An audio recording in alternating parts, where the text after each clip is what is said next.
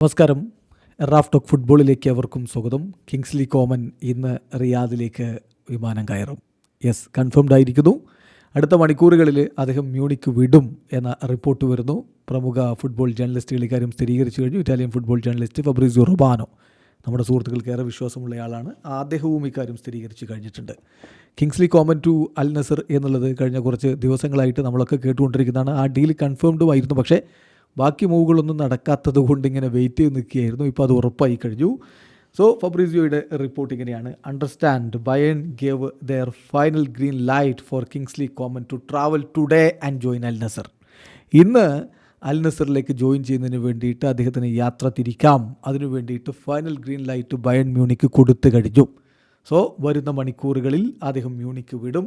കോമൻ will leave Munich in next hours. അദ്ദേഹം എന്നിട്ട് അൽ നസറിലേക്ക് move ചെയ്യും. ഡൺ ഡീലാണ്.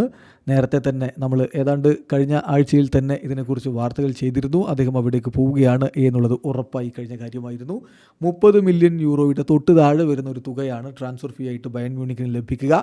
3 വർഷത്തെ ഡീലാണ് ഇപ്പോൾ അൽ നസർ കിങ്സ്ലി കോമനുമായിട്ട് സൈൻ ചെയ്യുന്നത്. സോ അക്കാര്യം ഉറപ്പായി കഴിഞ്ഞു. കിങ്സ്ലി കോമൻ ഇതാ ഇന്ന് മ്യൂണിക്ക് വിട്ട് റിയാദിലേക്ക് വിമാനം കയറും. വീഡിയോ അവസാനിക്കുന്നു.